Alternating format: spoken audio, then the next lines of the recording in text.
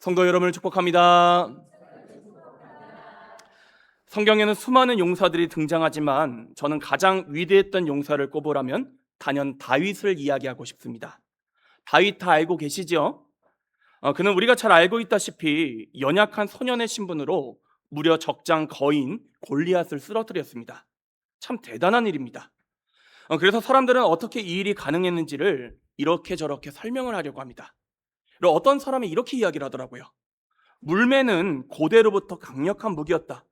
그리고 목동이었던 다윗은 이 돌팔매, 물매의 선수였다. 그래서 골리앗을 쓰러뜨릴 수 있었다. 하지만 오늘 우리가 함께 읽었던 본문 말씀은 그보다는 다른 곳에 초점을 맞추어 이 기적에 대해서 설명하고 있습니다. 먼저 45절 말씀입니다. 제가 읽어드리겠습니다. 다윗이 블레셋 사람에게 이르되 너는 칼과 창과 단창으로 내게 나아오거니와 나는 만군의 여호와의 이름 곧 내가 모욕하는 이스라엘 군대의 하나님의 이름으로 내게 나아가노라. 이어서 47절에서는 이렇게 말씀합니다. 또 여호와의 구원하심이 칼과 창에 있지 아니함을 이 무리에게 알게 하리라. 전쟁은 여호와께 속한 것인즉 그가 너희를 우리 손에 넘기시리라. 함께 따라하겠습니다. 전쟁은 여호와 하나님께 속한 것인즉 그가 너희를 우리 손에 넘기시리라. 전쟁은 누구에게 속했다고요? 하나님께.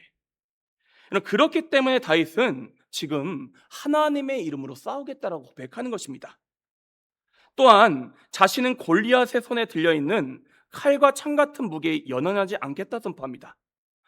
왜냐하면 이 싸움은 다윗과 골리앗의 싸움이 아니라 하나님과 골리앗의 싸움이며 다윗은 그저 그분의 손에 들린 도구에 불과하기 때문이라는 것이지요. 그러니 정말로 중요한 건 다윗의 실력, 다윗의 손에 들린 물매가 아니라는 것입니다. 오히려 다윗을 대신하여 싸워주시는 하나님께서 진정한 주인공이시며 그 하나님을 향한 다윗의 믿음이 정말로 중요하다는 것이지요. 우리는 지난 시간에 여러 중요한 영적인 원리들에 대한 말씀을 나누었습니다. 그중 몇 가지를 먼저 짚어보자면 눈에 보이는 세상이 전부가 아니라 눈에 보이지 않는 영적 세상이 함께 존재한다는 것입니다.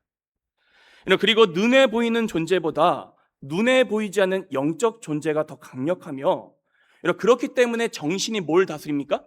육체를 다스립니다. 그리고 이 정신과 육체를 영이 다스린다라고 제가 여러분에게 말씀을 드렸습니다. 그래서 모든 세상 권력 끝에는 종교, 즉 영적인 문제를 다루는 일이 자리 잡고 있다고 제가 말씀을 드렸죠. 그리고 우리를 넘어지게 하고 망하게 하려는 악한 사탄과 귀신과 같은 악한 영들이 실제하는데 이건요 우리가 믿건 믿지 않건 성경이 증거하는 진리라는 거예요. 그런데 이런 악한 영들을 우리 사람의 힘만으로 이길 수 있습니까? 없습니까?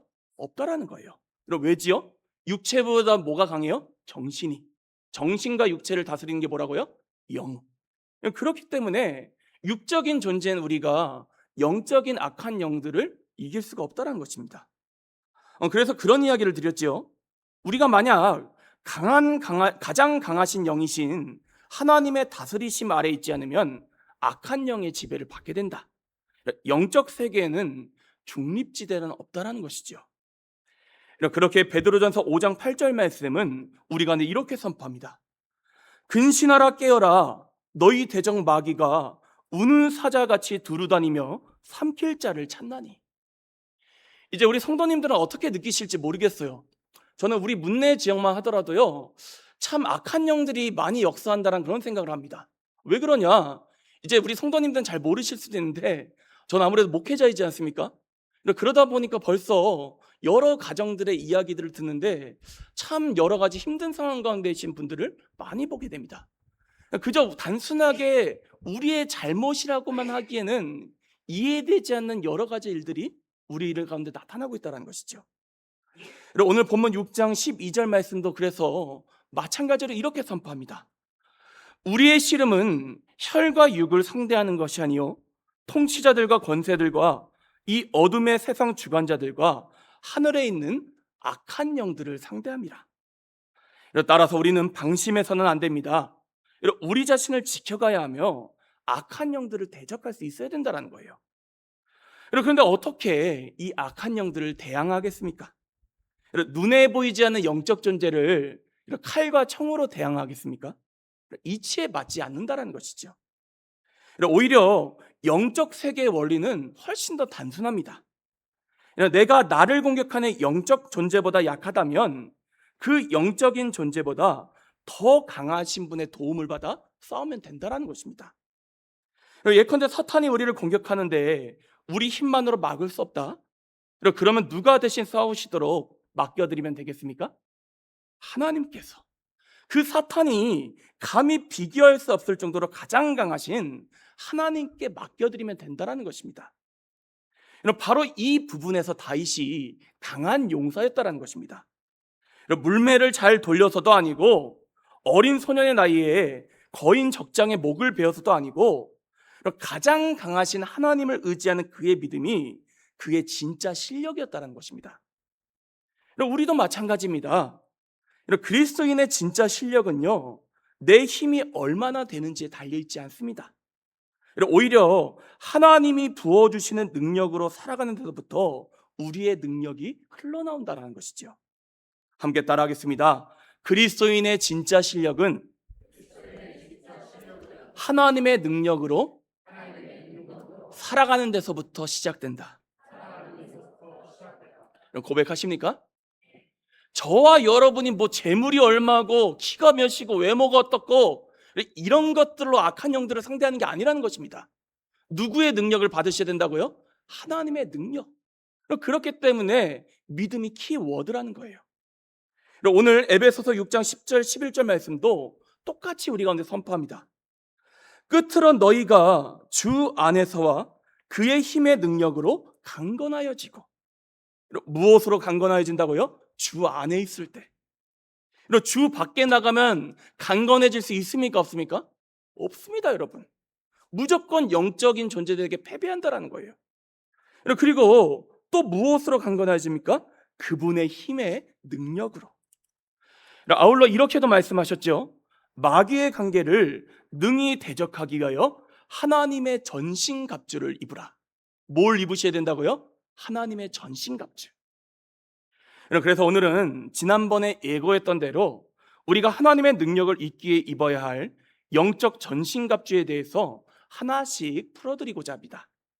말씀은 총 6가지의 전신갑주와 숨겨진 한 가지 전신갑주에 대해 선포하고 있는데 오늘 성찬식도 있고 해서 2번에 걸쳐 나눠서 말씀을 전하고자 합니다. 오늘은 앞에 3가지 그리고 다음 주에 4가지 이렇게 총 2번에 나눠서 말씀을 풀어드리도록 하겠습니다. 바라기는 주시는 말씀에 집중하여 하나님의 능력을 입으시고 영적 전쟁에서 승리하며 나아가는 우리 모든 신명교회 공동체 될 수 있기를 간절히 소망합니다. 먼저 14절에서는 우리에게 2가지 갑주에 대해서 선포하고 있습니다. 이런 무엇과 무엇이지요? 진리의 허리띠로 허리를 동이라. 그리고 또요, 의의 호심경.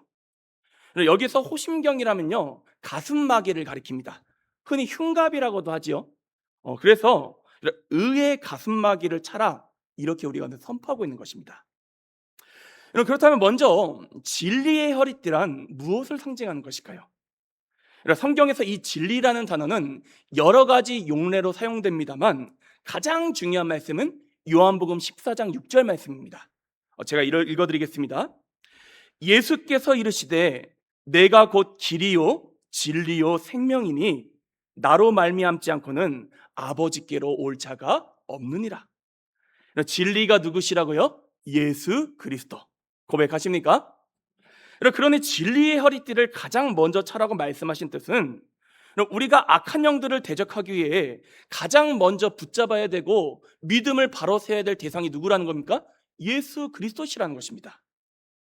우리가 속해 있는 종교의 이름이 뭐죠? 기독교입니다. 기독이 어떤 단어인지 알고 계십니까? 그리스도라는 단어를 한자로 음역해 놓은 겁니다. 그러니까 그리스도교랑 똑같은 뜻이에요. 그럼 기독교는 누구를 믿는 종교라는 거예요? 예수님을 믿는 종교라는 것입니다. 그러니까 기독교인인데 예수를 믿지 않는다? 그 사람은 여러분 기독교인이 아니라는 뜻입니다. 그만큼 예수님에 대한 믿음이 핵심이라는 거예요. 허리띠의 역할에 대해서 한번 생각을 해보겠습니다. 당시 군인들에게 허리띠는요, 단순한 장식구가 아니라 여러 가지 장비를 지탱해주는 중요한 역할을 해야 했습니다. 예컨대 칼을 걸 수 있게 해주었고, 이런 갑옷을 안정적으로 잡아주었습니다. 만약 허리띠를 차지 않는다면 모든 게 흐트러질 수밖에 없었다는 것이죠. 마찬가지입니다.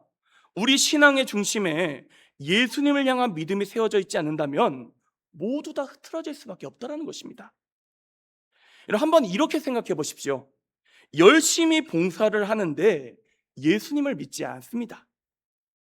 유대인들처럼 성부 하나님에 대해서는 인정하고 열심히 성경을 읽는데 예수님은 인정하지 않아요. 그러면 과연 그 신앙이 제대로 된 신앙이라고 이야기할 수 있겠습니까? 꼭 기억하시기 바랍니다. 예수님에 대한 믿음이 무너지면요, 모든 것이 무너지게 되어 있습니다. 그래서 사탄이 이단을 통해 우리를 공격할 때 제일 먼저 하는 게 뭐냐?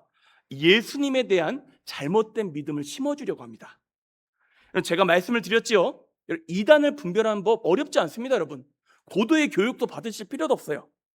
예수님에 대한 성경적인 올바른 믿음을 가지고 있느냐, 이것만 살펴봐도 거의 99% 이단이 걸러집니다, 여러분. 그렇게 예수님께서는 요한계시록 22장 13절에서 우리 가운데 이렇게 선포하고 계십니다. 나는 알파와 오메가요, 처음과 마지막이요, 시작과 마침이라. 그러므로 예수님을 믿는 믿음이 영적 무장의 가장 첫 번째임을 기억하시고, 무엇보다 예수님을 향한 믿음을 바로 세워가는 우리 모두가 될 수 있기를 간절히 축복합니다. 우리 함께 따라하겠습니다. 예수님은 하나님의 아들이십니다. 예수님은 삼위일체 하나님이십니다. 예수님은 나의 유일한 구원주이십니다. 고백하십니까? 이 믿음 하나면 천국에 들어가기에 넉넉한 줄로 믿습니다. 이제 우리가 함께 두 번째로 의의 혹심경에 대해서 함께 살펴보도록 하겠습니다.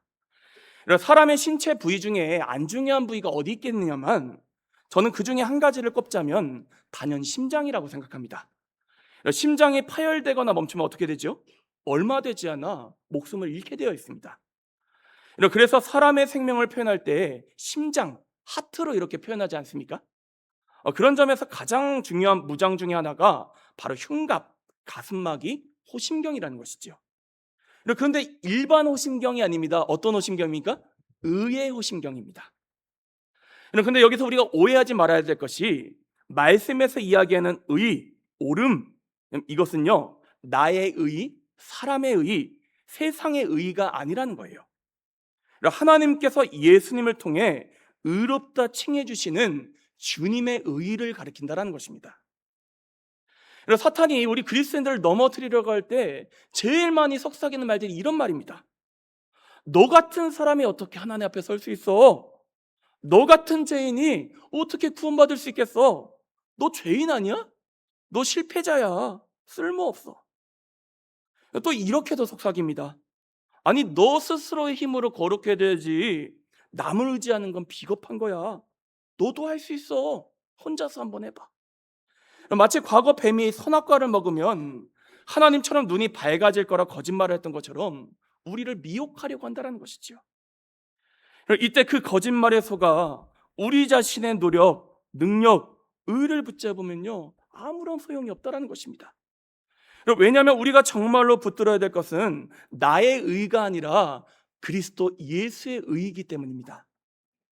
왜냐하면 하나님께서 우리를 구원해 주실 때 보시는 단 한 가지의 기준이 있다면 그리스도의 의로우시며 우리가 그분께 참여하고 있는지를 바라보신다는 것입니다. 아니, 우리 중에 선한 일을 많이 하였다고 천국에 갈 수 있는 사람 누가 있겠습니까, 여러분? 우리가 가진 재물, 그것을 가지고 천국 갈 수 있는 기준을 삼겠습니까? 아닙니다, 여러분. 오직 우리가 붙잡아야 될 게 무엇뿐이라고요? 예수 그리스도의 의뿐이라는 것입니다. 한번 이렇게 비유해 보겠습니다. 기차를 탈 때 승무원이 티켓을 봅니까? 아니면 우리의 키와 외모를 봅니까? 당연히 티켓을 보죠. 예컨대 키가 180cm가 넘지 않은 사람은 기차에 타지 못한다라고 하면요, 우리 교회에서 탈 수 있는 사람은 아마 저랑 김명현 장로님, 김명기 장로님 될걸요. 제 키가 187cm입니다. 그죠? 예, 근데 머리도 커요, 제가. 농담인데요. 그럼 말도 안 되는 이야기죠.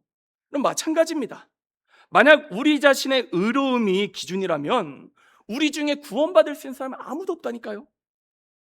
그래서 하나님께서 전혀 새로운 구원의 길을 열어주셨으니 예수님의 의로우심을 믿는 그럼 나는 부족하지만 예수님의 신실하심을 붙잡는 나에게 구원을 허락해 주시기로 작정하셨다는 것입니다. 그렇게 로마서 말씀은 우리에게 이렇게 선포합니다. 곧 예수 그리스도를 믿음으로 말미암아 모든 믿는 자에게 미치는 하나님의 의인이 차별이 없느니라. 그런즉 자랑할 때가 어디 있느냐? 있을 수 없느니라. 무슨 법으로냐 행위로냐? 아니라 오직 믿음의 법으로니라. 그렇습니다. 하나님께서 우리를 구원해 주신 이유는요, 우리로 인함이 아니라 예수님께서 십자가에서 행하신 일 때문이라는 것입니다. 하나님께서 우리를 자녀 삼아 주신 것은 우리의 행함 때문이 아니라 예수님 때문이시라는 거예요. 그러므로 저는 사탄이 우리를 죄책감과 수치심으로 흔들고 하나님 없이 혼자 스스로 살아 속삭일 때에 이렇게 담대히 외칠 수 있는 우리 모두가 될 수 있기를 소망합니다. 내가 구원받고 하나님의 자녀가 된 것은 나의 의로움 때문이 아니라 오직 예수님의 의로우심 때문이다. 믿음으로 그분의 의로우심에 내가 참여하고 있기 때문이다. 예수님께서 의로우심으로 예수님을 믿는 나도 의롭다. 이렇게 선포하며 의의 호심경으로 사탄의 공격을 막아내는 저와 여러분 모두가 될 수 있기를 간절히 축복합니다. 이제 마지막 말씀을 살펴볼 텐데 15절 말씀은 우리 가운데 평안의 복음의 신을 신으라고 선포하고 있습니다.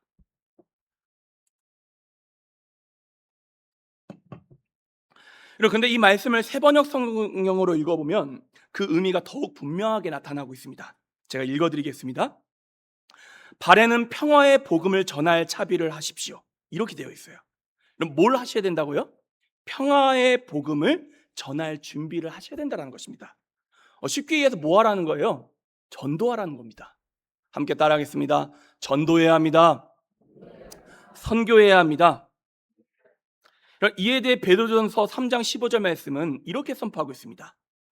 너희 마음에 그리스도를 주로 삼아 거룩하게 하고 너희 속에 있는 소망에 관한 이유를 묻는 자에게는 대답할 것을 항상 준비하되 온유와 두려움으로 하고. 예전에 제가 첫 사역을 나갔을 때 가장 힘들었던 것 중에 하나가, 저는 이제 갓 사역을 시작했잖아요.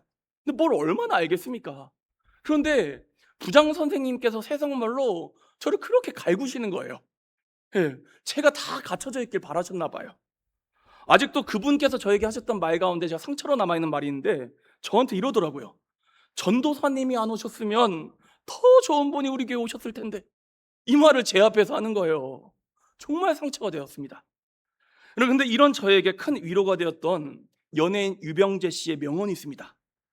타 경력직만 뽑으면 신입은 어디서 경력을 쌓나? 진짜 맞는 말이지 않습니까, 여러분? 물론 제가 생각해봐도 처음 사역했을 때 저의 모습은 정말 엉망진창이었습니다. 그런데 점차 사역을 하면서 한 가지 느낀 점이 있었습니다. 자리가 사람을 만들더라고요. 뭐가 사람을 만든다고요?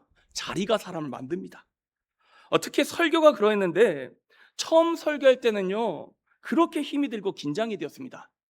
제가 원래 주일날 일절 식사를 안 하고 밤에만 식사를 했었어요. 왜냐하면 너무 긴장을 해서 계속 화장실에 가게 되는 거예요. 설사를 합니다. 그래가지고 원래 제가 주일날 식사를 잘 안 하는 사람입니다. 이런 경험 때문에. 그럼 제가 설교를 하고 있는데도 무슨 말인지 모르겠더라고요. 그런데 아이들에게 말씀을 전하기 위해서 말씀을 연구하고 또 선포하기를 반복하다 보니 어느덧 누구의 믿음이 자라있겠습니까? 저의 믿음이 자라있는 거예요. 그리고 점차 목회자로서의 면모를 조금씩 갖춰져 가는 것이 느껴지기 시작했습니다. 그러면서 저는 중요한 한 가지 교훈을 깨닫게 되었습니다.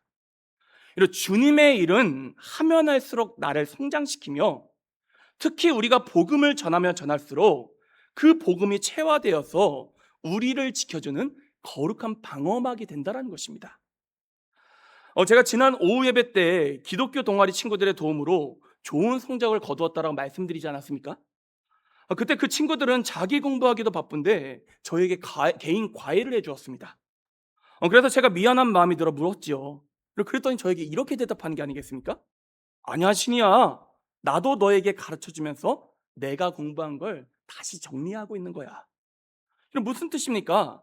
가르치고 전하다 보면 그게 듣는 사람에게만 도움이 되는 게 아니라 전하는 사람에도 똑같이 도움이 된다는 것입니다. 그렇게 오늘 본문 15절 말씀은 우리에게 복음을 전파할 준비를 해라. 즉, 전도와 선교에 힘을 써라. 이렇게 말씀하고 있는 것입니다.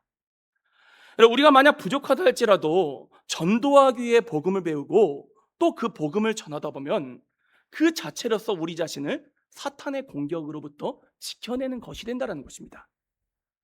그러므로 저는 성도님들께 이렇게 권면드리길 원합니다.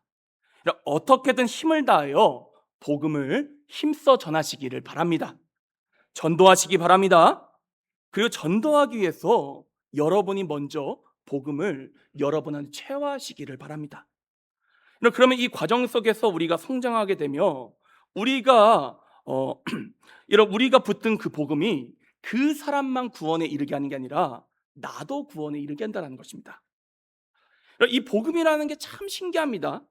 내 안에만 머물러 있을 때보다 전해질 때 훨씬 더 강력한 힘을 발휘한다는 것입니다. 그래서 제가 특별히 우리 교회 학교 선생님들과 우리 구역 인도자분들, 구역장님들께 이 자리를 사수하시라고 권면을 드리고 싶어요. 왜냐하면요, 전하면서 우리의 믿음이 자라게 되기 때문입니다. 사랑하는 성도 여러분, 열심히 복음의 신을 신으시기를 바랍니다. 그 복음을 전파하며 다른 사람도 구원에 이르게 하고 나 또한 영적으로 무장하여 승리하는 은혜를 누리는 우리 모두가 될 수 있기를 다시 한 번 더 축복합니다. 그런 의미에서 오늘 오후 예배 때는 이전에 우리가 했던 복음 제시 훈련을 다시 한 번 더 해보고자 합니다. 제가 어저께 오후 예배 설교를 막 써내려가는데 오전 예배 말씀이 떠오르면서 오늘은 오랜만에 한번 우리가 훈련을 다시 한번 해야겠다, 이런 감동이 찾아오더라고요.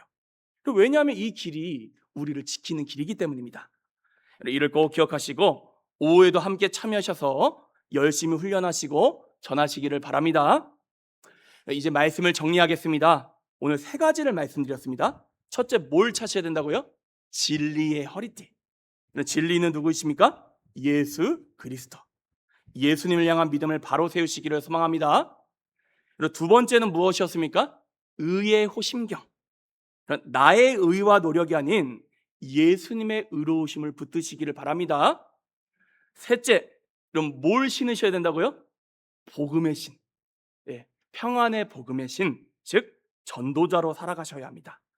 이 3가지 전신갑주를 잘 착용하셔서 하나님의 능력받고 또 하나님의 도우심으로 영적 전쟁에서 승리하며 나아가는 주님의 신실한 군사들 되시기를 다시 한 번 더 축복합니다. 우리 함께 기도하도록 하겠습니다.